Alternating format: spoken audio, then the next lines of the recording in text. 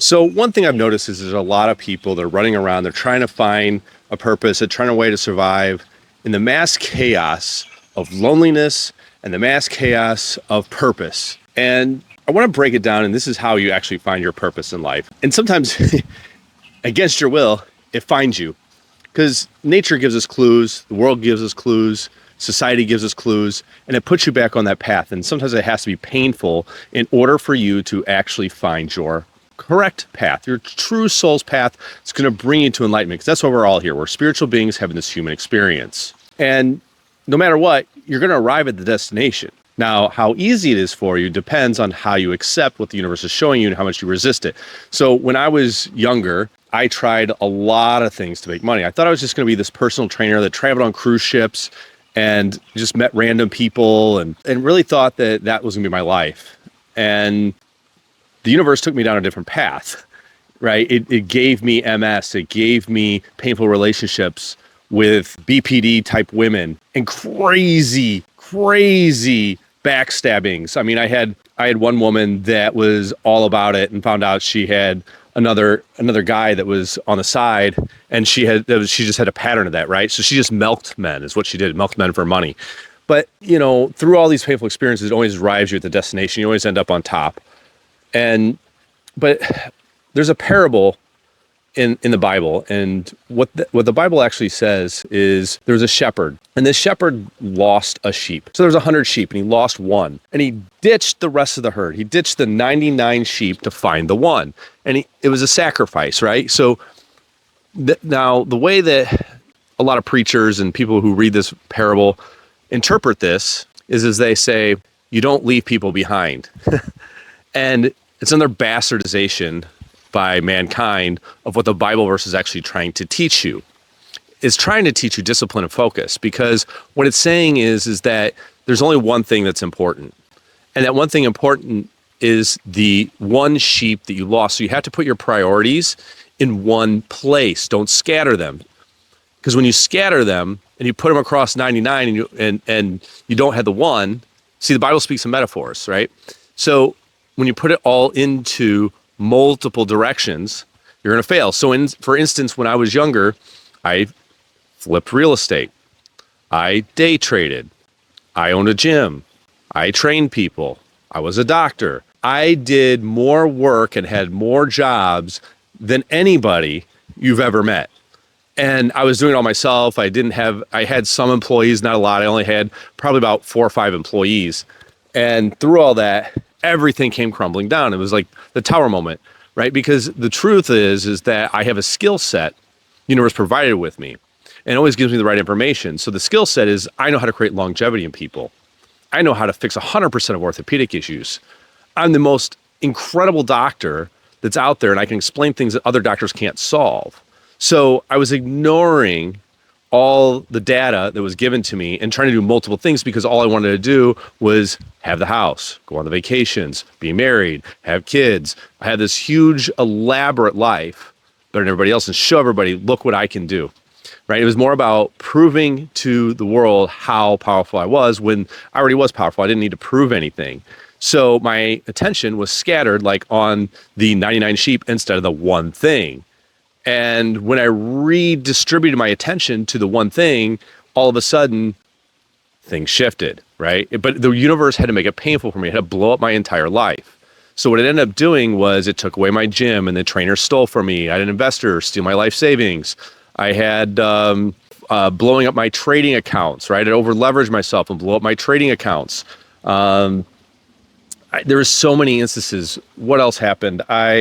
I also tried to flip some real estate, and the deal that I was working on got snaked out from underneath me. I had one deal where I actually lost money on the deal, right? I did all the numbers crunched, sat on the market too long, and it just didn't work out so well, right? I lost money on the deal. I salvaged it. I didn't lose a whole lot. It was only a few $1,000, but like all that work for an entire year and nothing, right? Or I'd find a great deal and I had no money and I couldn't find the investors that wanted to go in on the deal because everyone's really just out for their own. So I never really could get the partnerships together, and the universe wasn't bringing me the partnerships, but it wasn't bringing me the partnerships because I needed to be the doctor, right? I needed to be the guy. See, once I focused on that, everything came. And I became wealthy. I didn't have to chase people. I didn't have to chase money. The right people came in. Now I just had to put myself out there. It doesn't mean I sit at home on my couch and do nothing, but I just go out there. I genuinely care about people and I want to help them get the things they want, right? Because it's a magnetic field within us that helps us get the things we want. So now that I understand the mitochondrial membrane, the flexibility of that, and it's really about a charge, it's about providing yourself with the raw materials, fats, proteins, and carbohydrates in the right amounts with the right environmental exposure of light. Nature, which is why I do all these videos in nature, right, provides a lot of this for us. Once I started doing all this and I learned about mitochondrial membrane flexibility, and I learned about the protonic charge, and I learned about methylation and DNA and genetic variances between people and how to stop the expression of those, turn genes off, fix apoptosis. Once I figured out all these different factors, guess what? I have a testosterone of 1,000. My CO2 levels are extremely high. My genes aren't expressed. I don't have any symptoms. So the way you test your genes to see if they're expressed is you have to look at RNA fragments. You shouldn't have a high amount of RNA fragments. If you do, well, you're going to have a lot of gene expression. But we can regulate those and shut those down, changing the protonic gradient and creating electron transcendence. So if electrons can flow, we don't have chronic illness. It's free flowing. It's called reductive stress. When electrons don't move, it's reductive stress. And people want to take methylene blue, which helps with reductive stress, but then it kills off some of the aerobic bacteria. And it affects gram-negative bacteria. So, well, your bacteria are only there to provide this process of sulfation because you're not doing it because you're not in the correct light spectrums. So you need UV light to take your hydrogen sulfide and convert that to sodium sulfate. If you can't do that, bacteria, yeast, fungus, and mold and parasites grow in the gut to help you do that. Otherwise, your body go into Warburg metabolism, and that's what we call cancer. So the true solution to this isn't to take methylene blue, and it's not to take NAD, and it's not to take ivermectin, which helps with protein misfolding in the second complex of the mitochondria. It's called ubiquination.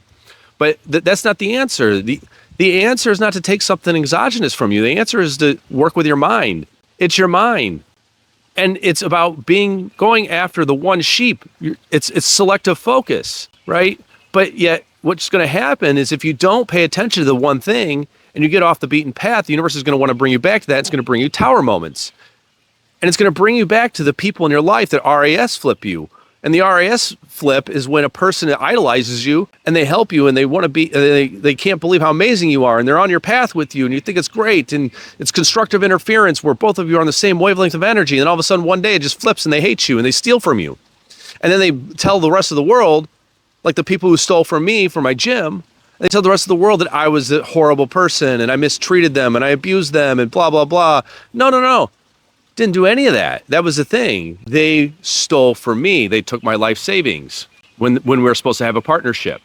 They said I didn't hold up to the end of the bargain, but I was the one doing all the work while they were just out in the, they were going out trying to find other business deals that could take advantage of other people. Or they stole my money and my equipment and they went to go open their own gym because they thought they could do better. But I attracted that. See, the difference is that I took accountability for that. It sucks. Nobody wants to go through this stuff, but the universe is going to bring you to that until you get to the one sheep, until you actually focus on the one thing. And you put all of your selective focus into the one thing.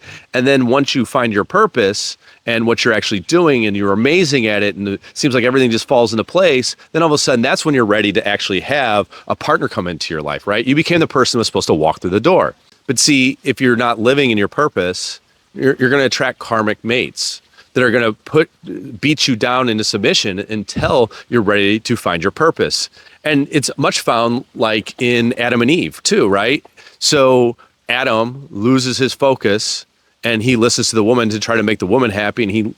And then next thing you know, he's condemned to hell. He's condemned to embarrassment and shame for eternity. Right. And whether the story of Adam and Eve is completely 100% true or whatever, I think it's probably metaphorical. It's explaining how it's more of a metaphor about how we should have our attention on God and prioritize God before another person. We shouldn't idolatrize money. We shouldn't idolatrize people. We shouldn't idolatrize any factor. Right. I mean, possessions, like cars, materialism. Like, yeah, that stuff's cool. Enjoy it. It's life, right? Experience life. Go on vacations.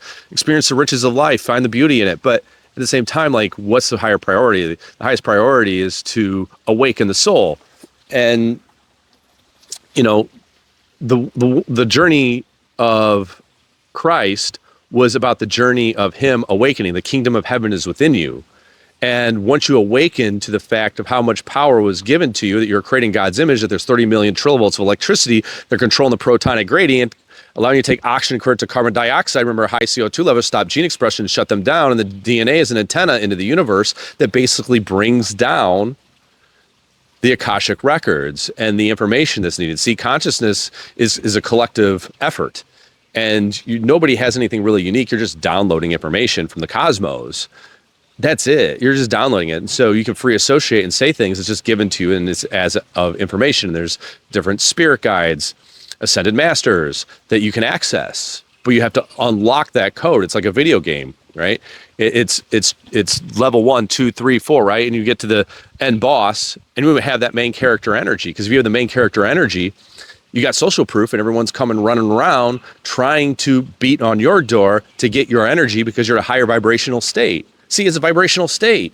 It's your state. So if your state is low and you're doubtful, worried, and depressed, in me being a longevity doctor, I understand that fear, there is no fear in love, for perfect love casts out fear. So if you have fear, you have not perfected love.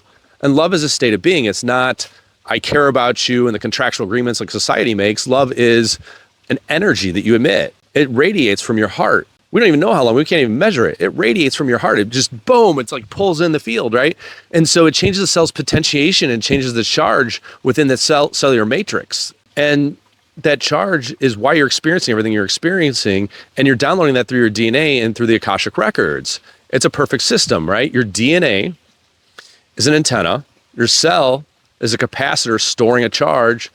Mitochondria in the cell is actually an engine. And it's basically moving those electrons.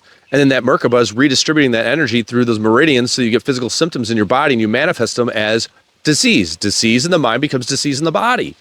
It's an amazing system. But once you understand physics and metaphysics and physiology and theology and you tie all these things together, you're unstoppable. And you're no different than I. You're no different than Christ. You can perform the same works as he did, right? You can manipulate matter. You can warp the time-space continuum and pull in a different experience. Right? You don't have to go through the things you're going through. You don't have to suffer like I did. You can create longevity. And speaking of longevity, the thing of it is if you believe that the cap is 120 years old, then that's your cap. There is no limit to the universe. It's infinite. So why would you put expectations? Why would you even set a goal? Just live in your heart. Let it unfold as it naturally does. Let the universe show you the experiences that you're supposed to have and the relationships you're supposed to have to ascend your soul. Then you have no worry and you have no fear. Because you know you're going to end up at the destination. Why does it have to be now? Where's your lack of trust? Trust is almost the utmost form of love. Love is the energy that changes the cell's potentiation. That's the charge that pulls in the experience. But see, everybody wants to take stem cells and they think that's what's going to regenerate them. But your kidneys in Chinese medicine make dope, or it's in charge of controlling dopamine. It's in charge of the bone marrow. And the bone marrow regulates your stem cells. Your hemoglobin, your ability to utilize oxygen. And then that doesn't feed in the liver in the Shen pathway because you have fear. You haven't perfected love. So the fear then affects the reticuloendothelial system and affects the iron recycling system there. So your copper can't bind to iron. You can't make hemoglobin, can't utilize oxygen. Oxygen is an electron donor. That electron donor is now very problematic in the way that it causes you to rust from the inside out. You're not making stem cells because you're living in fear. So your body makes its own stem cells, but it's you who's not making them because of the fear that you held in your heart. Oh my God. That's the key to longevity. Jesus is notorious for saying the kingdom of heaven is within you. When he said that, you have to understand that each chakra is related to certain elements on the periodic table. And if you add up those elements, those bottom elements, those bottom 6 up to the third eye, total up to be 144. And then the crown is 1,000. So you multiply, it's 144,000. So in that, when you multiply that, we get 144,000. That is the number that's claimed in revelations that specifically states that they will be saved. So the journey is truthfully within you, and the kingdom is within you. So the journey to longevity and health is within your mind that controls the flow of electrons. You can reverse illness, and you can increase longevity and vitality just through your mind and your beliefs. It's a specific structure, and I've done it for myself, where I've taken me, who's 45 years old, chronologically is biologically 32. So you can age slower. You don't need hormones. You don't need stem cells. You don't need NAD. You need to know the system in place. You need to know the exact micronutrients. You need to know what foods are actually good for you, what fats are pernicious. So if you want to go on that journey and you want to create the power within and reach that scale of enlightenment and create the free-flowing energy that makes you vibrant and attracts money, love, and health, comment in the section below, and somebody on my team will reach out to you, and we'll get you going on your journey through blood work and DNA with exact precision on a game plan to get you what it is that you want. You will be fit, you will be wealthy, and you will have great relationships. Click the link below. Let me know. Let's get in touch.